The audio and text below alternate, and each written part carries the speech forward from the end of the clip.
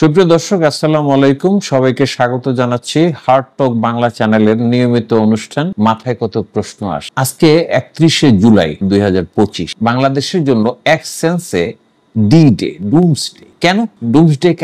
Doomsday কারণ হচ্ছে যে একটা মার্কিন যে শুল্ক আরোপের যে ঘটনাটা ঘটতে যাচ্ছে 1 আগস্ট থেকে নতুন শুল্ক আরোপিত হওয়ার কথা বাংলাদেশি রপ্তানি পণ্যের উপর। দর্শক, আপনারা জানেন বাংলাদেশের গার্মেন্টস থেকে আমাদের যে আয়, মানে অর্থনৈতিক যে উপার্জন, সেই উপার্জনের সেকেন্ড গুরুত্বপূর্ণ ফ্যাক্টর হচ্ছে গার্মেন্টস। এবং গার্মেন্টসের বলতে গেলে 85% বা তারও বেশি পণ্য মার্কিন দেশে, যুক্তরাষ্ট্রে রপ্তানি করা হয়। সেখানে এই মুহূর্তে আমাদেরকে শুল্ক দিতে হয় 15%, 15%। তো ট্রাম্প, পাগলা রাজা ট্রাম্প যেটা করেছেন সেটা হচ্ছে যে উনি এই শুল্কটা বাড়িয়ে দিয়েছেন। প্রথমে 37% বাড়িয়ে দিয়েছেন। মানে বিষয়টা এরকম না যে এখন থেকে 37% হবে। বিষয়টা ছিল এরকম যে এই এক্সিস্টিং 15%-এর উপরে আরো 37% কর দিতে হবে। পরবর্তীতে 3 মাস পরে, 3 মাসের জন্য স্থগিত করা হয়েছিল এই আদেশটাকে পুনর্বিবেচনা করার জন্য, বা যেই রাষ্ট্রগুলোর উপরে এই অতিরিক্ত শুল্ক আরোপ করা হয়েছে সেই দেশগুলোকে সময় দেওয়া হয়েছিল। এবং বাংলাদেশের প্রধান উপদেষ্টা ডক্টর ইউনূসের কাছে উনি একটা চিঠি পাঠিয়েছেন। এরকম চিঠি আরো 14টা দেশের রাষ্ট্রপ্রধানদেরকেও পাঠিয়েছেন।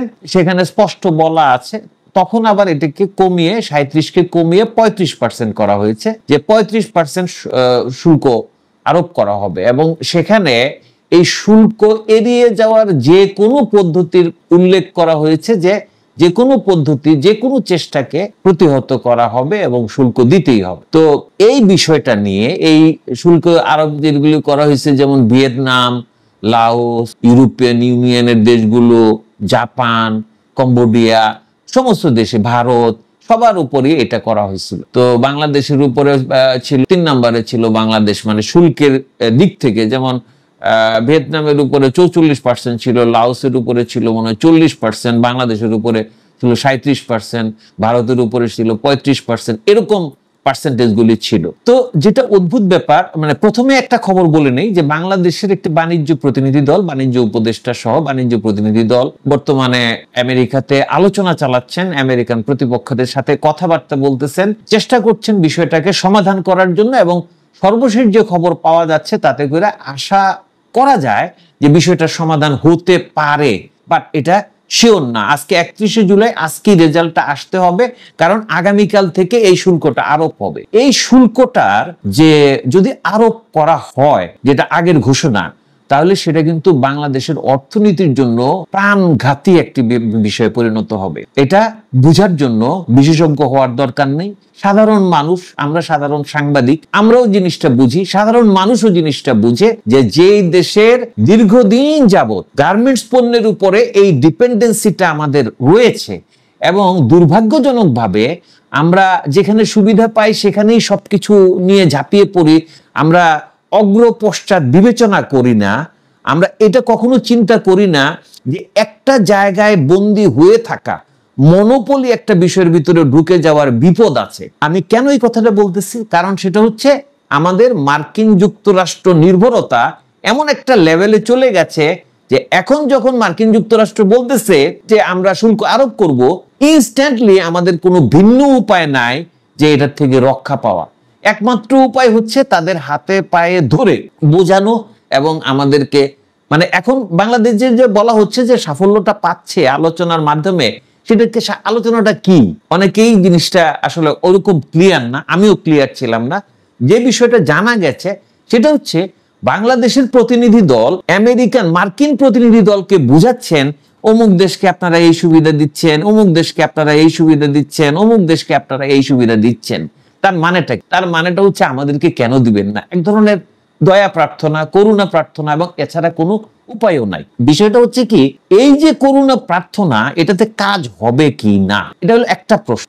দ্বিতীয় প্রশ্ন, আমরা কেন এত দেরি করলাম? অন্যান্য যে দেশগুলির উপরে কর আরোপ করা হয়েছে, তারা কিন্তু আজকের থেকে 1 মাস আগেই আমেরিকার সাথে আলোচনা করে, কূটনৈতিক তৎপরতা চালিয়ে তাদের করটা ফিক্সড করে নিয়েছে। যেমন ভিয়েতনাম 20%-এ ফিক্সড করছে, জাপান 15%, ইউরোপিয়ান কান্ট্রিগুলি 15%, ভারত 25%, এরকম একটা পার্সেন্টেজে কর তারা আলোচনার মাধ্যমে, কূটনৈতিক তৎপরতার মাধ্যমে আগেই তারা সেটেল ডাউন করছে।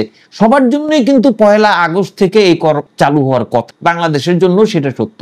বাংলাদেশ হলো এক্ষেত্রে সবচাইতে পিছিয়ে পড়া একটা দেশ। এই যে বিষয়টা, এটা কিন্তু নতুন কোনো বিষয় না। আজকে থেকে 1 মাস আগে ডক্টর ইউনূসকে চিঠি দেওয়া হয়েছে এবং সেখানে খুব স্পষ্ট করে সবকিছু লেখা ছিল যে এই কর আরোপ করা হবে, আমরা বন্ধুত্বের নীতিতে চললেও আমাদের যে বাণিজ্যিক বৈষম্য সেটা অনুযায়ী আমাদেরকে সিদ্ধান্ত নিতে হচ্ছে।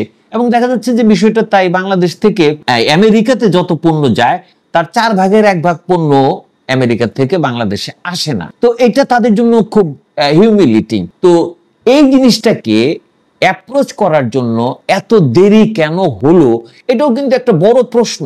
আজকে 31শে জুলাই ডুমসডে, অথচ এখনো পর্যন্ত আলোচনা চলছে, কোনো সিদ্ধান্ত আসেনি। গতকাল পর্যন্ত যেটা হয়েছে সেটা হচ্ছে যে আশা করা হচ্ছে, এই জাতীয় বক্তব্য দিচ্ছেন বাণিজ্য উপদেষ্টা। ইউএস এর যে বাংলাদেশ দূতাবাসের প্রেস মিনিস্টার, উনিও বলেছেন যে আলোচনা চলছে, এখনই কিছু বলা যাচ্ছে না। এবং যথারীতি একটা বাণী থাকে যেরকম যে এই সমস্ত জিনিস এত দ্রুত হয় না, এই সমস্ত জিনিস এত দ্রুত হয় না, এটা আপনি যেমন জানেন, আমি তেমনি জানি, দেশের সাধারণ মানুষও জানে যে কিছু কিছু জিনিস আছে যেগুলো দ্রুত হয় না, যেগুলোর জন্য আগের থেকে চেষ্টা করতে হয়। তো দ্রুত হয় না জানা সত্ত্বেও আপনারা একেবারে শেষ মুহূর্তে এসে লেজে গোবরে করতেছেন কেন, করলেন কেন? প্রশ্ন তো এই জায়গায়। যদি ভিয়েতনাম পারে, যদি লাওস পারে, যদি কম্বোডিয়া পারে, যদি জাপান পারে, তাহলে বাংলাদেশ কেন পারে না? মুখে মুখে বিশাল রাজা, মানে একেবারে রাজার মাথা ফুটানি মারা কথাবার্তা বলবেন, এই হয়ে গেছে, সেই হয়ে গেছে, এই করে ফেলছেন, সেই করে ফেলছেন। এগুলি পারেন না কেন? এগুলি তো দক্ষতার জায়গা, এগুলি তো মানে সিরিয়াসনেসের জায়গা। কি করেন? কাজটা কি? এই দেশের অর্থনীতির মেইন যে স্তম্ভ, সেই জায়গায় যখন একটা আঘাত আসতেছে, নিশ্চিত রূপে আঘাতটা আসতেছে, তখন আপনাদের সচেতনতাটা কোথায় থাকে? কেন শেষ মুহূর্তে আইসা 29শে জুলাই কেন আলোচনায় বসতে হয়? কেন সেটা 1 জুলাই না? কেন সেটা 29শে জুন না? ডক্টর ইউনূসকে যখন চিঠি দেওয়া হইলো, সেই চিঠি প্রকাশিত হইলো, সংবাদ মাধ্যমে প্রকাশিত হইলো, এবং এই ব্যাপারে দেশের অর্থনৈতিক মহল সর্বক্ষণই বলতেছে যে এটা সিরিয়াস একটা কনসার্ন। সেই কনসার্ন বাদ দিয়া মব সন্ত্রাস দিয়া রাষ্ট্র দখলের, মানে ক্ষমতার মধ্যে চিরস্থায়ী হওয়ার একটা চিন্তা, অমুক তমুক লিঙ্গারিং করার একটা চিন্তা, নানান রকম খেলা, এই সেই খুব মজা লাগে। এখন অবস্থাটা কি? এই প্রশ্নের উত্তরটা কে দিবে? আজকে 31শে জুলাই, কালকে 1 আগস্ট, আমরা হয়তোবা কয়েক ঘন্টার ভিতরে কনফার্ম হয়ে যাব যে এই শুল্ক হারটা কোন পর্যায়ে গেছে। এবং একটা জিনিস আমি দর্শকদের বলি, যারা মনে করতেছে যে এইটার একটা বিশাল সমাধান হয়ে যাবে, তাদের এই চিন্তাটা ভুল। কেন ভুল? কারণ ভারতকে কোনো ছাড় দেওয়া হচ্ছে না, কাউকে কোনো ছাড় আমেরিকা দিচ্ছে না। জাপান তাদের সবসময়কার বন্ধু 15%, ইউরোপিয়ান ইউনিয়ন দেশগুলি পাইছে 15%। যেইটাই হোক, বর্তমানে যে এক্সিস্টিং 15% বাংলাদেশকে দিতে হয়, ধরে নিলাম সর্বোচ্চ সাফল্য বাংলাদেশ 20% এটা ফিক্সড করলো। 20% মানে কি? 35% কর দিতে হবে। এর আগের 15%-এর সাথে 20% যুক্ত হবে। সেটার ধাক্কাটা কি সামলানো সম্ভব? বাংলাদেশের যে গার্মেন্টস ইন্ডাস্ট্রি আছে, যে যারা এই সেক্টরের সাথে জড়িত, তাদের তো ভাষ্য যে এটা সম্ভব না, এটা সম্ভব না।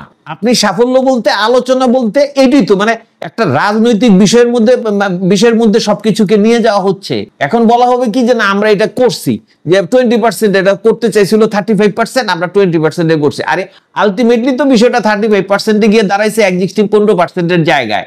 তাহলে আপনি এই ইন্ডাস্ট্রি থেকে আপনি কিভাবে আগের মতো সাপোর্টটা পেয়ে যাবেন? এবং অনেকেই যেটা আশঙ্কা করতেছে সেটা হলো দেশের গার্মেন্টস সেক্টরে একটা বড় ধরনের বিপর্যয় নেমে আসবে, যাই ঘটুক। যদি আমরা প্রাথমিকভাবে যদি মনে করি যে এই আলোচনা সফল হয়ে গেল, আমেরিকা বললো যে ঠিক আছে যাও, তোমাদের 35% না, তোমরা 20%-এ রাজি হয়ে গেল, তাতে কি হলো? What is the result? আমরা এই বিষয়গুলিকে, আমাদের মাথায় যে প্রশ্নগুলি আছে, এই প্রশ্নগুলিকে হাজির করলাম, দর্শকদের সামনে হাজির করলাম।